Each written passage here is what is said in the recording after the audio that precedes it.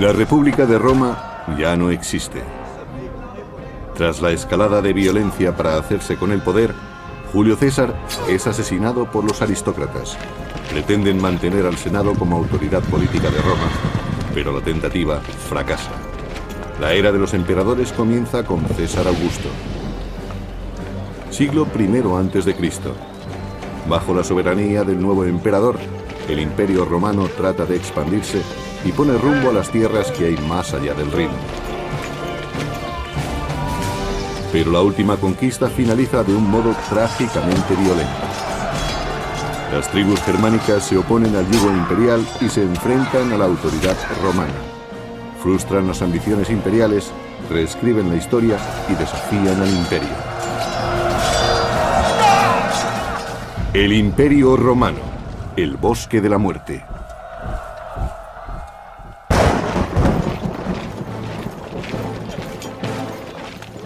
Galia, siglo I a.C. Roma pretende dominar el mundo. Alentados por un crecimiento sin precedentes, los líderes del imperio creen que los pueblos conquistados no se opondrán a su misión civilizadora. El emperador Augusto consolida su poder tras el asesinato de su tío abuelo, Julio César. Roma se alza y extiende por todo el mundo conocido. Augusto fue un pariente de Julio César que se convirtió en el primer emperador romano. Él salvó la República. Sus métodos hubieran sido impensables para Julio César. Fue el principio del apogeo de Roma. Sus fronteras se expandían rápidamente gracias a las sucesivas victorias militares, y en Roma se empezaba a creer que el imperio era invencible. Augusto ha triunfado en su tarea: poner los valores democráticos de la antigua república al servicio del poder y el liderazgo del emperador. Augusto salvó la República convirtiéndose en su único dirigente. Y al mismo tiempo convencía al pueblo de que la República seguía siendo lo que siempre había sido: una cooperación entre las personas de los estratos más altos y más bajos de la escala social. Algo que iba en beneficio de todos. Tras 35 años de liderazgo, Augusto considera esta expansión del territorio romano su mayor éxito. Para él, es algo que va más allá de la simple conquista militar. A fin de cuentas, los romanos se consideraban superiores al resto de los pueblos. Los romanos sentían que su misión era civilizar al resto del mundo. Tenían una misión cultural y por eso trataban de imponer la ley y la justicia, como ellos la concebían, al resto de los pueblos. Aquellos a los que llamaban bárbaros. Tras la exitosa anexión de la Galia como provincia romana, el Imperio Romano trata de conquistar las tierras más allá del Rin, lo que se conocería como Germania. Las tribus de más allá del Rin vivían de manera precaria, luchando entre sí en sangrientas guerras fratricidas. Algunas tribus incluso se atrevían a penetrar en territorio romano, algo que el imperio no iba a tolerar. Roma considera que estos pueblos son salvajes e impredecibles, y por tanto, un objetivo a conquistar. Ha habido muchos debates sobre los objetivos de Roma al este del Rin. Quizás el imperio trataba de establecer una nueva provincia entre el Rin y el Elba. O quizás trataban de frenar las incursiones que llegaban de más allá del Rin. Casi todas las opiniones coinciden en que Roma intentaba establecer una nueva provincia. En el año 9 a.C., el emperador Augusto envía al general Tiberio más allá del Rin. La relación entre romanos y germanos es muy conflictiva. Hay gente que quería colaborar con los romanos y gente que aborrecía a los romanos. En aquella época los pueblos germánicos debían enfrentarse a muchos desacuerdos. Eran comunes las luchas por el poder. Tiberio, un destacado militar con importantes contactos, tiene muchas probabilidades de suceder al emperador. En Germania, visita al jefe de la tribu de los queruscos, al que considera un aliado potencial. Los bárbaros se aliaron con los romanos para luchar contra los enemigos comunes de ambos pueblos. Y los romanos querían extender las fronteras de su territorio y su misión civilizadora hacia las regiones del norte. El líder de los queruscos acepta la alianza con Roma. Aunque su pueblo no tenga interés en adoptar el modo de vida del imperio, se benefician de su protección y su prestigio. Tenían mucho que ganar si se aliaban con Roma, sobre todo la élite gobernante. Económicamente, esta asociación les daba acceso a muchos productos romanos, lo que les confería un estatus privilegiado. El príncipe germánico es todavía muy joven, pero acabaría convirtiéndose en un astuto conspirador. Fue educado en dos mundos, siguiendo las tradiciones de su pueblo y protegido por la gloria y el poder del imperio. Llegaría a ser un oficial romano y un rey germánico. Su nombre era Arminio.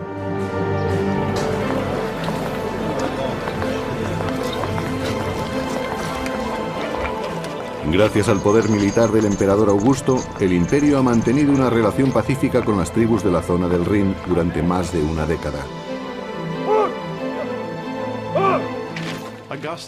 Augusto era un dictador militar que tuvo que luchar sin descanso y logró levantar un imperio que gozó de una envidiable estabilidad durante 2 siglos. Arminio, el joven príncipe germano, acaba de cumplir 20 años y es comandante auxiliar al servicio del imperio. Las tropas auxiliares son un apoyo imprescindible para las 28 legiones oficiales del ejército romano. Augusto debía asegurarse de que se comprendiesen sus objetivos. Eran los mismos de los líderes tradicionales romanos: guiar al imperio en una guerra de conquista. En el año 6 después de Cristo, el general romano Tiberio viaja a Germania. Debe sofocar una violenta revuelta en la provincia romana de Panonia, las actuales Austria y Hungría. Tiberio dirige sus fuerzas contra los insurgentes que se oponen a los impuestos romanos y a su modo de vida. Los romanos intentaron imponer sus costumbres a los bárbaros a un ritmo mayor del que estos pueblos hubieran deseado. Por eso se enfrentaron a ellos. La revuelta dura ya 3 años y la situación es cada vez más complicada para el ejército romano. El emperador Augusto envía a sus tropas auxiliares. En la lucha, Arminio demuestra que domina las técnicas de combate romanas, distinguiéndose así ante sus superiores romanos. En palabras del historiador romano del siglo I, Velius Paterculus, bravo e inteligente. Arminio era un bárbaro fuera de lo común. Lo demostraban sus técnicas notables y sus ojos, que reflejaban el fuego de su espíritu. Arminio era consciente de que Roma trataba de un modo violento a sus provincias, aplastando cualquier atisbo de autonomía. Veía a los panonios en la misma situación en la que estaba su pueblo, en el norte de Germania, y estableció una relación entre ellos y su propia comunidad durante la campaña en Panonia. Pero Arminio sigue luchando al servicio del imperio y apoya con sus tropas auxiliares a las legiones romanas del general Tiberio. Mientras Roma lucha por mantener el orden en Panonia, en Germania, la influencia del imperio se hace sentir paulatinamente. El pueblo de Arminio, contratado para la construcción de carreteras y otros edificios, empieza a sacar partido de las costumbres romanas. Los bárbaros, especialmente los que vivían cerca del Rin, no consideraban que vivían en el mundo romano. Sin embargo, apreciaban las ventajas de la romanización. Desarrollaron una vida basada en el comercio y crearon comunidades más grandes, en oposición a las pequeñas comunidades en las que habían vivido tradicionalmente. En palabras del historiador del siglo III, Casio Dio, los bárbaros se adaptaban al modo de vida romano. Se acostumbraron a tener mercados y a relacionarse pacíficamente. Cambiaron sin saberlo.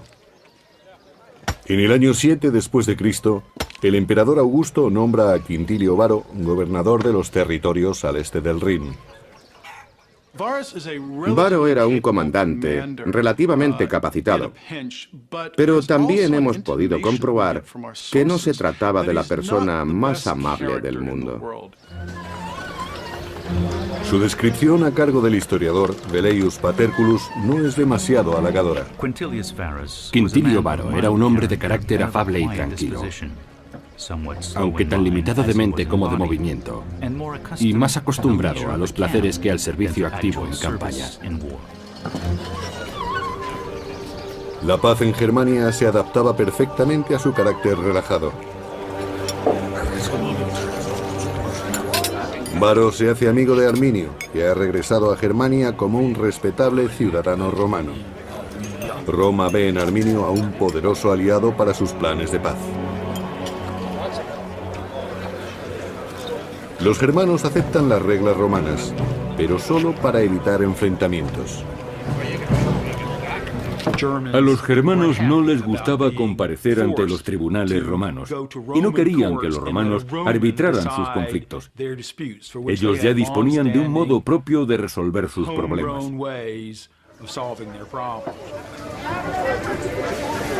El resentimiento empieza a ser evidente, aunque la situación es pacífica, según Velleius. Los germanos son una raza de embusteros impenitentes.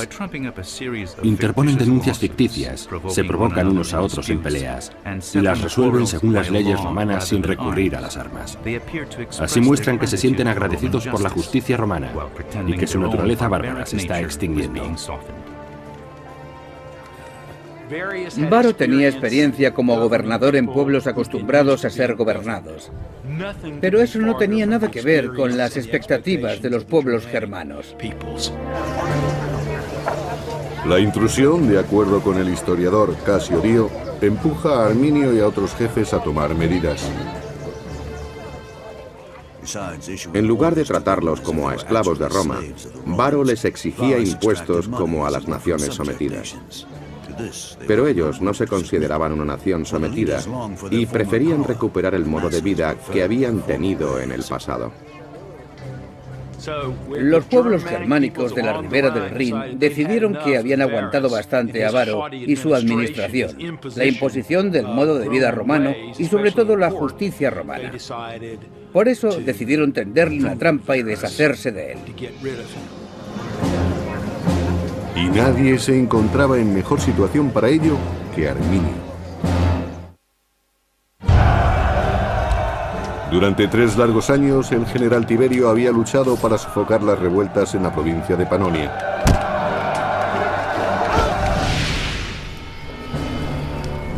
Al fin, en el año 9 después de Cristo, Tiberio ve sus esfuerzos recompensados. Los insurgentes han sido derrotados. La victoria está cerca.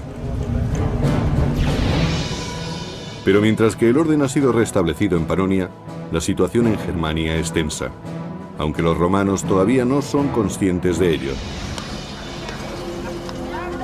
El general romano Varo, gobernador de esta pacífica provincia, ha impuesto la doctrina romana y ha presionado demasiado al pueblo germano.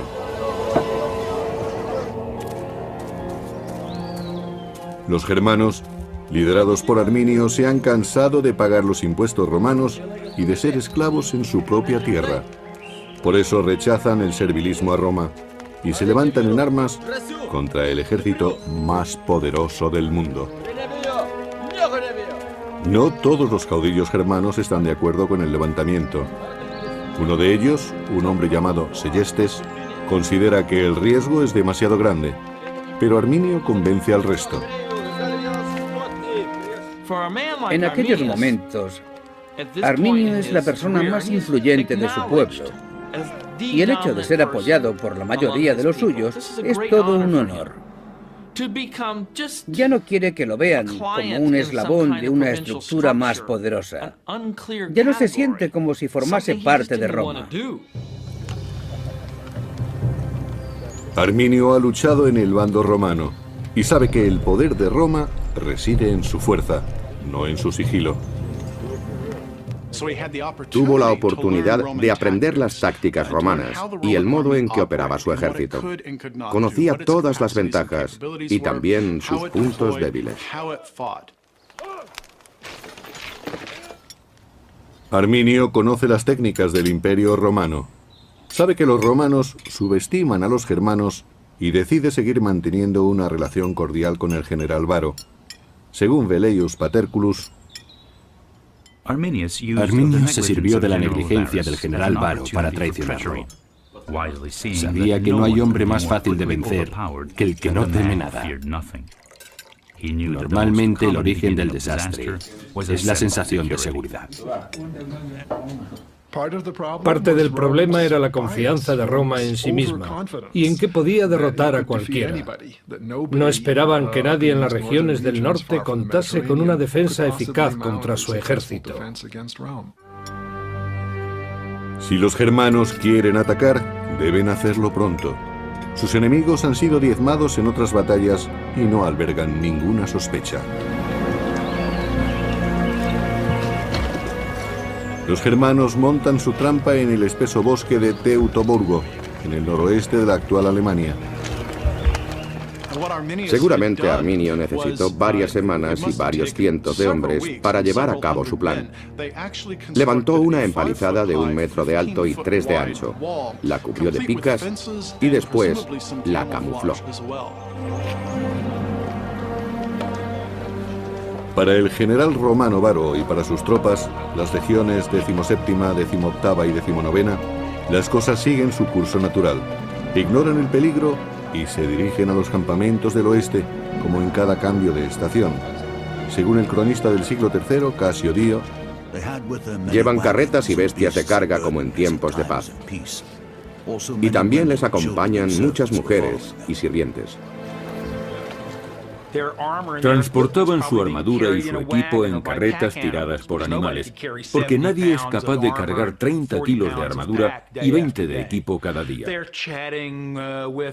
Se dedicaban a conversar con sus mujeres, a encontrar a alguien que sacara brillo a sus armaduras o a planear la noche con unas prostitutas. Y lo último en lo que pensaban en aquellos momentos era en prepararse para la batalla.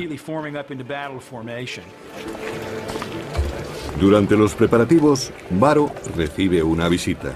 Es su viejo amigo Arminio, que está ahora al servicio de Roma. Viene a informarle de un conflicto tribal en el oeste. Arminio le pide ayuda para restaurar el orden.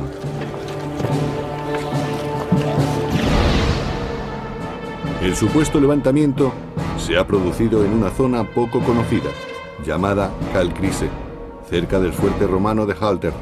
Es el destino de las tropas de Varo. Varo moviliza a todo el campamento. Varo ha entrado en territorio germano pensando que se trata de una misión pacificadora. No está preparado para luchar contra los bárbaros. Los bárbaros están experimentados en la guerra de guerrillas y conocen tácticas que pueden aniquilar a toda una legión romana. La larga columna de soldados, civiles y carromatos serpentea por los bosques germanos. Varo no espera que haya problemas, pero está en suelo desconocido. Por eso se muestra prudente y dirige su comitiva con cautela. En algunas excavaciones arqueológicas se han encontrado cencerros que se rellenaban por dentro. Así conseguían silenciarlos. Con los cencerros silenciados, la columna prosigue su marcha. Las tropas van en cabeza y nadie sospecha que avanzan directos hacia una trampa. El caudillo germano Sellestes sigue sin confiar en el plan y trata de prevenir a Varo de la traición de Arminio, pero solo consigue ser apartado. En palabras del historiador Velleius Paterculus, Segestes pidió que detuvieran a los conspiradores, pero la fatalidad se había apoderado de Varo y había nublado su espíritu.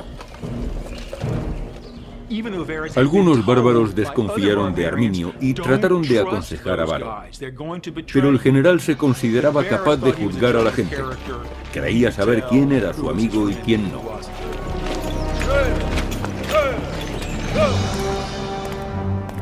Varo conduce sus tropas hacia una trampa. Y el general Tiberio regresa a Roma después de haber vencido en Panonia. El emperador Augusto ve la victoria de Tiberio como una prueba irrefutable del poder del imperio. Roma es invulnerable.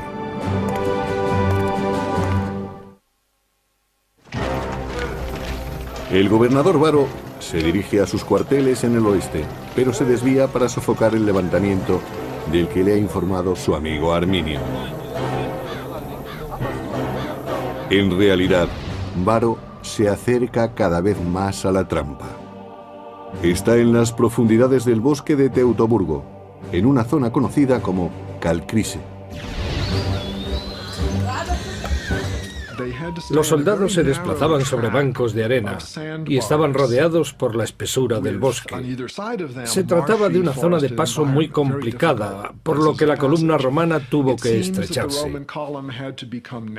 Los legionarios romanos marchaban en filas de 6 u 8, y en esta zona formarían filas de 4 o de 2.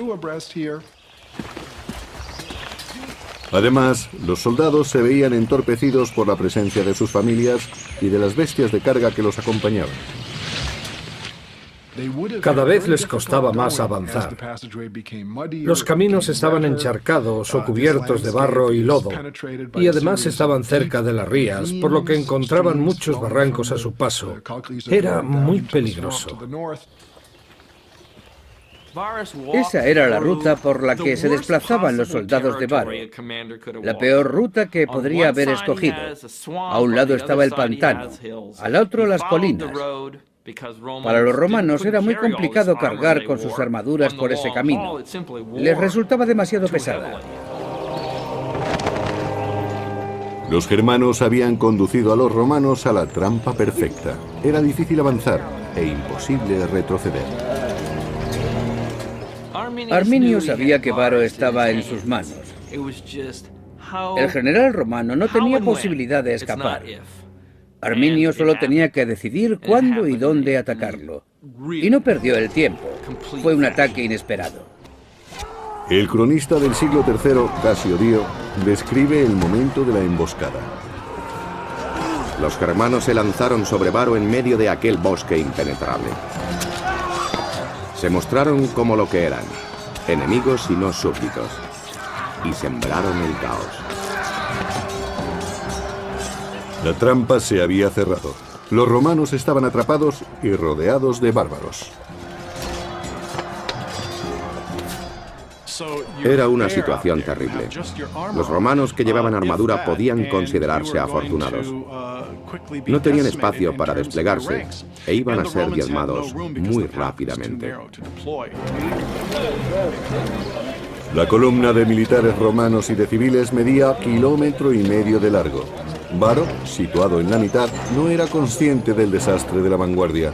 Solo sabía que la marcha se había detenido súbitamente.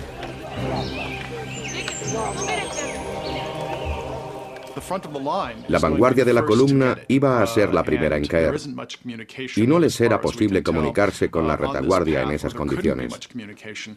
El ejército romano estaba en una situación muy vulnerable.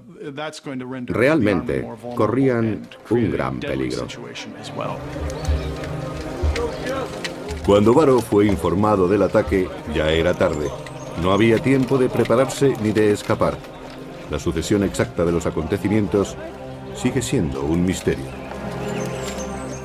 Creo que en esta batalla el desenlace estaba decidido menos de 1 hora después, pero las escaramuzas pudieron continuar durante el resto de la tarde.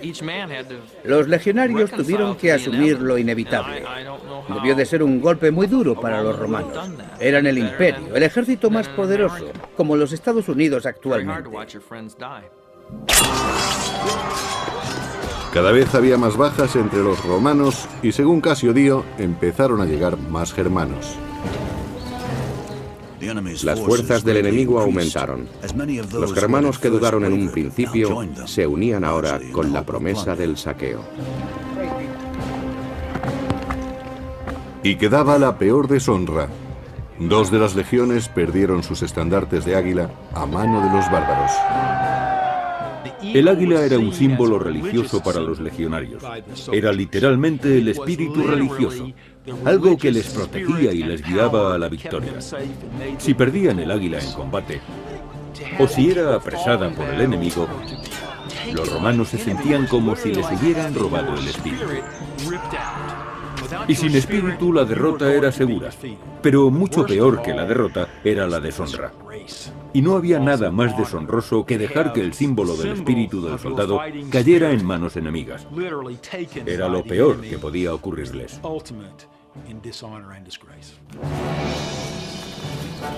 Los romanos pierden la batalla y los estandartes. Como general, Varo sabe lo que le resta por hacer. Varo había sido engañado por los bárbaros. Sabía que era el único responsable. Había dirigido a un ejército y no había sido precavido. Roma iba a culparle de aquella derrota. El propio Varo no podría nunca perdonarse a sí mismo. Su única salida era el suicidio, incluso si era un suicidio poco honorable. Los germanos, a las órdenes de Arminio, han recuperado su tierra y han derrotado al ejército más poderoso del mundo. Según su tradición, ahora debían martirizar a los prisioneros. El escritor del siglo II, Florus, lo describe. Nunca hubo una matanza más cruel que aquella en los bosques. Nunca hubo tantas ofensas proferidas por bárbaros, especialmente hacia las figuras de los legisladores. A algunos hombres les sacaron los ojos, a otros les cortaron las manos. A uno le cosieron la boca después de cortarle la lengua.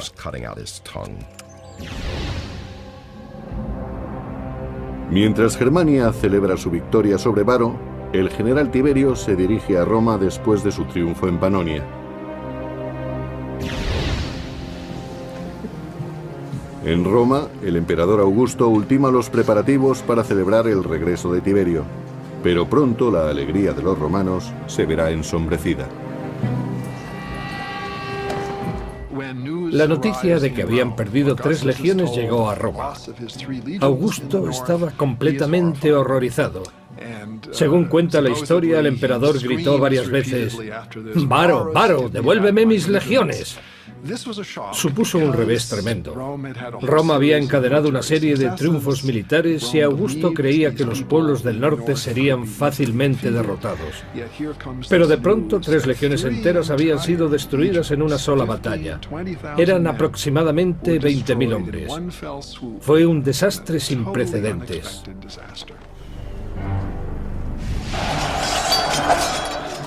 Y ahora que los queruscos y otras tribus bárbaras habían escapado a su control, ¿qué les impedía asolar Roma?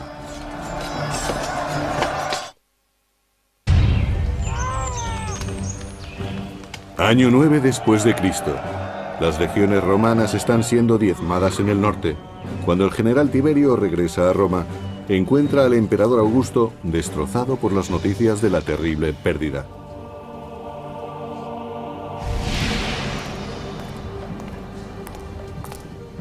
Los bárbaros de más allá del Rin han acabado con 3 legiones dirigidas por el general Varo. El desastre de Varo frustró los planes de Augusto.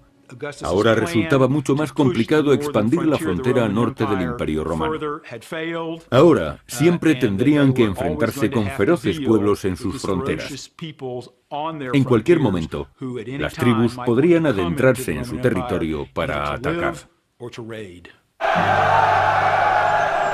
Ha sido un golpe muy duro para Roma y no puede quedar impune.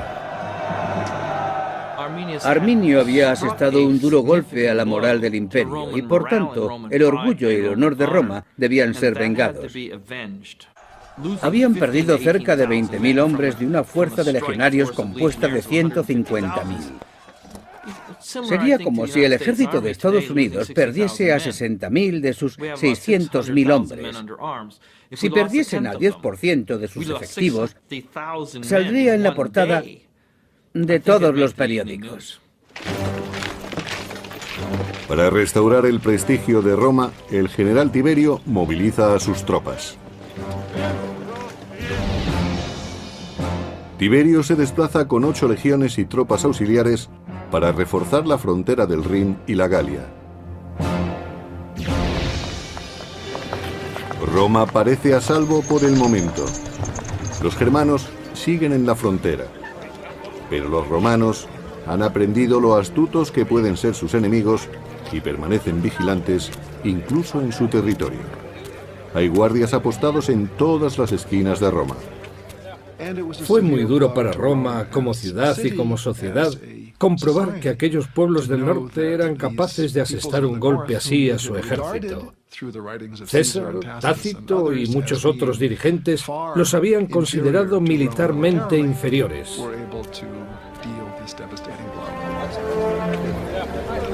Roma, el paradigma de la civilización occidental, de pronto se siente vulnerable.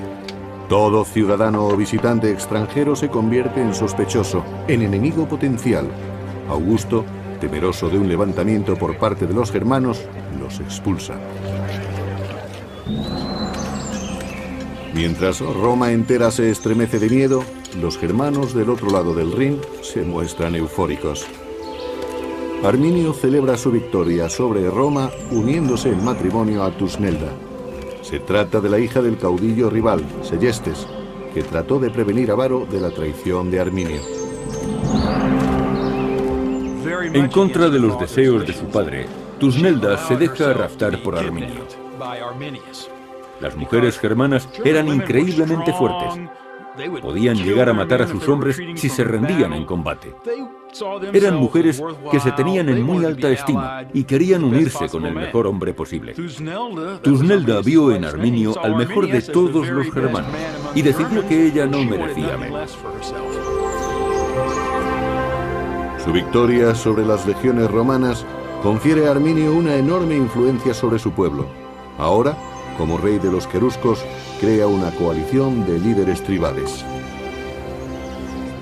Arminio pensó que su espectacular victoria le daría fama y que ocuparía un cargo que nunca había existido entre los germanos, el de rey.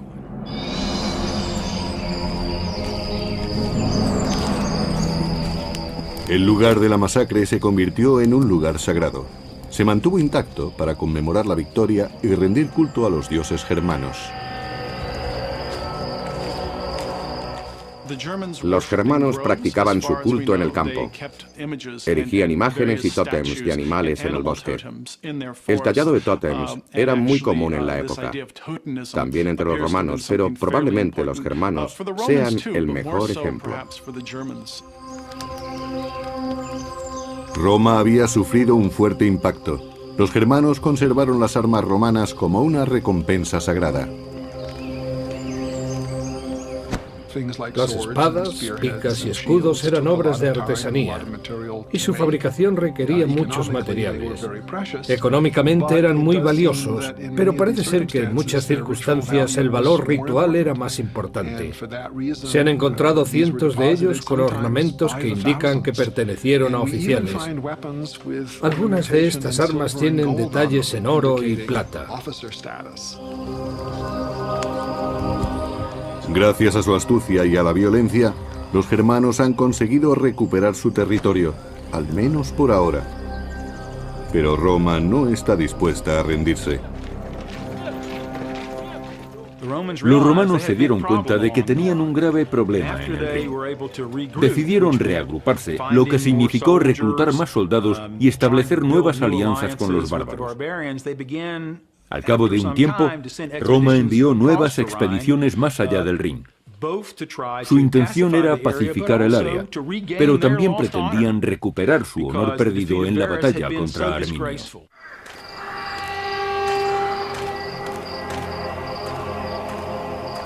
Era preciso que la situación cambiase.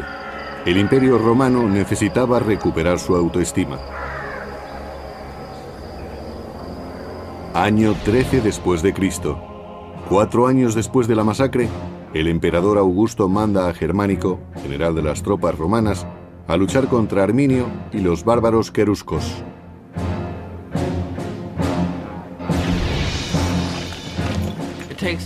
Era prioritario que la potencia militar de Roma se restableciera. De lo contrario, Germánico no podría disponer de las tropas suficientes. No había discusión posible. El honor del emperador y probablemente su vida estaban en juego. Era un problema que había que solucionar enseguida. La fuerza interior de los romanos se alimentaba de venganza, de odio y de furia. En aquel momento no existía la idea de compasión ni de humanidad. Eran un pueblo despiadado. Enviar a Germánico a Germania fue una de las últimas órdenes que daría Augusto. Un año después, a los 77 años, murió abatido por las consecuencias de la derrota. No pudo completar su visión del imperio. Sin descendencia, Augusto nombró a Tiberio como su sucesor. El emperador Tiberio trató de recuperar el honor de Roma y el de Augusto. Augusto había alcanzado la gloria en numerosas campañas militares, pero nunca se recuperó psicológicamente de aquel golpe. Murió pocos años más tarde. En muchos aspectos sintió que su legado había sido destruido. Augusto, que había dedicado su vida a romanizar el mundo, murió por el peso de la derrota. Lo que se había perdido en Germania nunca se volvería a recuperar, pero los germanos habían de pagar por la humillación sufrida. Una sangrienta batalla supuso la gloria para el caudillo germano Arminio y para los bárbaros. La misma batalla que socavó la confianza del imperio. Pero Roma no se rendía. El general romano Germánico marcha hacia Germania. Su único objetivo es la venganza y decide atacar una tribu afín a Arminio. Como desafío, las tribus queman sus propias aldeas para privar a los romanos de cualquier cosa de valor. No había mucho que saquear en las ciudades de los bárbaros. Tenían asentamientos cada vez más grandes, pero podían desaparecer en cualquier momento y regresar más adelante. Mientras, el enemigo derrochaba dinero en una campaña que no aportaba ningún beneficio. La guerra se había convertido en algo deficitario económicamente. El historiador del siglo I, Tácito, pensaba de otro modo. Germánico ordenó a uno de sus generales atacar a la tribu de los brusteros, y en la vorágine de la matanza hallaron el águila de la 19ª legión que habían perdido con Varo. Las tropas marcharon después hacia la frontera, arrasándolo todo a su paso.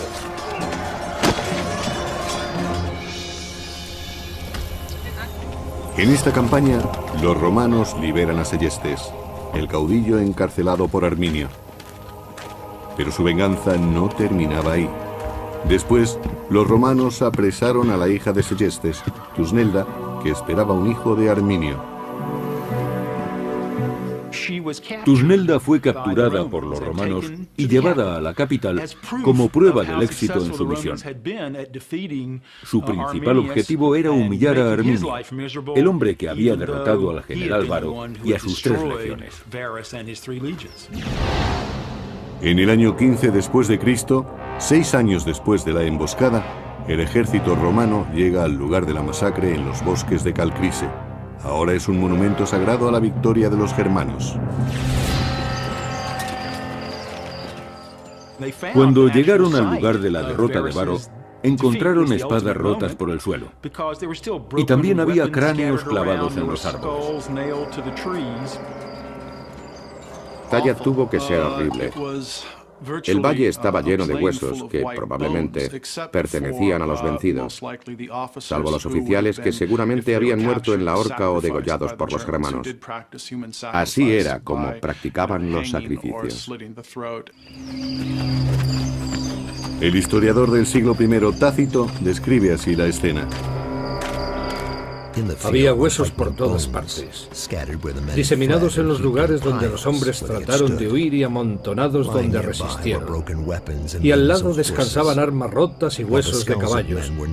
Los cráneos humanos estaban clavados a los árboles. No muy lejos se alzaban los altares bárbaros donde fueron sacrificados los jefes. Sin duda fue sobrecogedor para Germánico y sus hombres. Se dieron cuenta de que podían ser los restos de sus familiares o de sus amigos. Eran sus compañeros de armas. Y los enterraron. El entierro y su ritual eran muy importantes. Aseguraban el descanso de los muertos, que ya no regresarían para atormentar a los vivos. El historiador Tácito dice: los romanos enterraron los restos de las 3 legiones. No sabían si estaban enterrando a amigos o a desconocidos, pero la ira que sentían hacia el enemigo era la misma. Todos sufrían y maldecían. Fue muy significativo para Roma demostrar que recordaba a sus veteranos. Nunca desistiría en su intento de recuperar el honor que le había sido arrebatado. Su desgracia se debía a la incompetencia y arrogancia de un general. Para los germanos, que ven el campo de batalla como un santuario, el entierro es una herejía. En cuanto los soldados enemigos se alejaban, exhumaban los restos y santificaban de nuevo el lugar. Arminio, que había derrotado a Roma 6 años antes, se siente amenazado por el retorno de los romanos. El giro de los acontecimientos le preocupa. Tácito describe su rabia. Arminio, colérico por naturaleza, enfureció cuando su mujer fue capturada. El destino de su hijo sería la esclavitud. El general se dejó llevar por la ira y declaró la guerra a Segestes y al imperio. Estalla la guerra. Las fuerzas de Arminio están familiarizadas con el entorno y una vez más sacan partido de su ventaja contra las tropas romanas. Las legiones romanas eran superiores cuando podían elegir un campo de batalla llano y extenso. En ese tipo de terreno tenían más espacio para maniobrar y podían avanzar en formaciones compactas. Y en aquel momento no se daba ninguno de esos factores. No era llano, no había sitio para maniobrar y no podían agrupar sus unidades. Pero Germánico logra tender una trampa al enemigo y lo atrae a campo abierto. Los romanos han ganado esta batalla, pero no la guerra. La dificultad del terreno, el coste de la campaña y la tenacidad de los bárbaros despojan a Roma de cualquier esperanza de victoria. Durante muchos años los romanos realizaron incursiones en el este del Rin e incluso intentaron capturar a Arminio, pero no tuvieron éxito. Ni Arminio ni Germánico vivirían para ver los resultados de sus esfuerzos. 3 años más tarde, en el 19 después de Cristo, ambos murieron de un modo muy poco heroico. Germánico sucumbió a la enfermedad. Algunos aseguran que fue envenenado por un rival político en las intrigas de Roma. Ese mismo año, Arminio fue asesinado por sus soldados que consideraban despóticas sus maneras. Arminio estaba muy entregado a una causa: la libertad de su pueblo y la suya propia. Quería ser rey de todas las tribus germánicas. Pero estas no querían un rey. Querían autonomía, y Arminio se la había dado. El proceso había cambiado el concepto de Roma como imperio. Esta batalla frenó la expansión de Roma. Si no hubiera tenido lugar, no sabemos hasta dónde hubiese llegado el imperio por el este. Roma podría haber conquistado Alemania, Polonia y parte de Rusia. Nunca lo sabremos. Después de la batalla de Teutoburgo, Roma tuvo más en cuenta los riesgos de una expansión. El beneficio rara vez merecía la pena, pero las conquistas eran demasiado atractivas como para ser ignoradas. Roma se alza y extiende por todo el mundo conocido. Augusto fue un pariente de Julio César que se convirtió en el primer emperador romano. Él salvó la República. Sus métodos hubieran sido impensables para Julio César. Fue el principio del apogeo de Roma. Sus fronteras se expandían rápidamente gracias a las sucesivas victorias militares, y en Roma se empezaba a creer que el imperio era invencible. Augusto ha triunfado en su tarea: poner los valores democráticos de la antigua república al servicio del poder y el liderazgo del emperador. Augusto salvó la República convirtiéndose en su único dirigente. Y al mismo tiempo convencía al pueblo de que la República seguía siendo lo que siempre había sido: una cooperación entre las personas de los estratos más altos y más bajos de la escala social. Algo que iba en beneficio de todos. Tras 35 años de liderazgo, Augusto considera esta expansión del territorio romano su mayor éxito. Para él, es algo que va más allá de la simple conquista militar. A fin de cuentas, los romanos se consideraban superiores al resto de los pueblos. Los romanos sentían que su misión era civilizar al resto del mundo. Tenían una misión cultural y por eso trataban de imponer. Un militar con importantes contactos tiene muchas probabilidades de suceder al emperador. En Germania, visita al jefe de la tribu de los queruscos, al que considera un aliado potencial. Los bárbaros se aliaron con los romanos para luchar contra los enemigos comunes de ambos pueblos. Y los romanos querían extender las fronteras de su territorio y su misión civilizadora hacia las regiones del norte. El líder de los queruscos acepta la alianza con Roma. Aunque su pueblo no tenga interés en adoptar el modo de vida del imperio, se benefician de su protección y su prestigio. Tenían mucho que ganar si se aliaban con Roma, sobre todo la élite gobernante. Económicamente, esta asociación les daba acceso a muchos productos romanos, lo que les confería un estatus privilegiado. El príncipe germánico es todavía muy joven, pero acabaría convirtiéndose en un astuto conspirador. Fue educado en dos mundos, siguiendo las tradiciones de su pueblo y protegido por la gloria y el poder del imperio.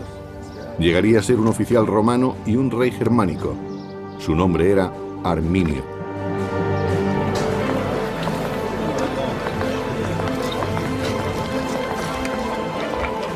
Gracias al poder militar del emperador Augusto, el imperio ha mantenido una relación pacífica con las tribus de la zona del Rin durante más de una década. La ley y la justicia, como ellos la concebían al resto de los pueblos, aquellos a los que llamaban bárbaros. Tras la exitosa anexión de la Galia como provincia romana, el imperio romano trata de conquistar las tierras más allá del Rin, lo que se conocería como Germania. Las tribus de más allá del Rin vivían de manera precaria, luchando entre sí en sangrientas guerras fratricidas. Algunas tribus incluso se atrevían a penetrar en territorio romano, algo que el imperio no iba a tolerar. Roma considera que estos pueblos son salvajes e impredecibles, y por tanto, un objetivo a conquistar. Ha habido muchos debates sobre los objetivos de Roma al este del Rin. Quizás el imperio trataba de establecer una nueva provincia entre el Rin y el Elba. O quizás trataban de frenar las incursiones que llegaban de más allá del Rin. Casi todas las opiniones coinciden en que Roma intentaba establecer una nueva provincia. En el año 9 a.C., el emperador Augusto envía al general Tiberio más allá del Rin. La relación entre romanos y germanos es muy conflictiva. Hay gente que quería colaborar con los romanos y gente que aborrecía a los romanos. En aquella época los pueblos germánicos debían enfrentarse a muchos desacuerdos. Eran comunes las luchas por el poder. Tiberio, un destacado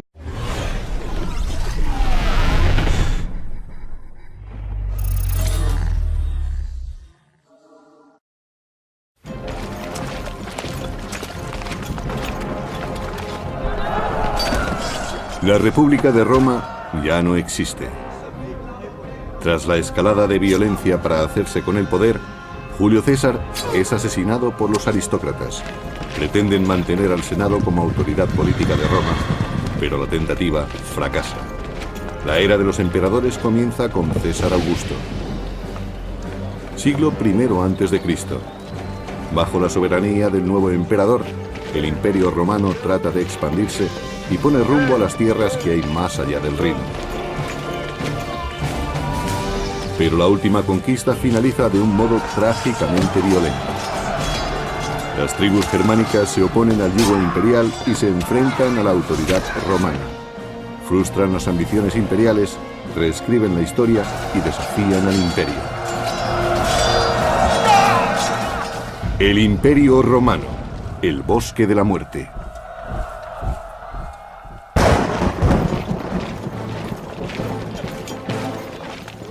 Galia, siglo I a.C. Roma pretende dominar el mundo. Alentados por un crecimiento sin precedentes, los líderes del imperio creen que los pueblos conquistados no se opondrán a su misión civilizadora. El emperador Augusto consolida su poder tras el asesinato de su tío abuelo, Julio César. Augusto era un dictador militar que tuvo que luchar sin descanso y logró levantar un imperio que gozó de una envidiable estabilidad durante 2 siglos. Arminio, el joven príncipe germano, acaba de cumplir 20 años y es comandante auxiliar al servicio del imperio. Las tropas auxiliares son un apoyo imprescindible para las 28 legiones oficiales del ejército romano. Augusto debía asegurarse de que se comprendiesen sus objetivos. Eran los mismos de los líderes tradicionales romanos: guiar al imperio en una guerra de conquista. En el año 6 después de Cristo, el general romano Tiberio viaja a Germania. Debe sofocar una violenta revuelta en la provincia romana de Panonia, las actuales Austria y Hungría. Tiberio dirige sus fuerzas contra los insurgentes que se oponen a los impuestos romanos y a su modo de vida. Los romanos intentaron imponer sus costumbres a los bárbaros a un ritmo mayor del que estos pueblos hubieran deseado. Por eso se enfrentaron a ellos. La revuelta dura ya 3 años y la situación es cada vez más complicada para el ejército romano. El emperador Augusto envía a sus tropas auxiliares. En la lucha, Arminio demuestra que domina las técnicas de combate romanas, distinguiéndose así ante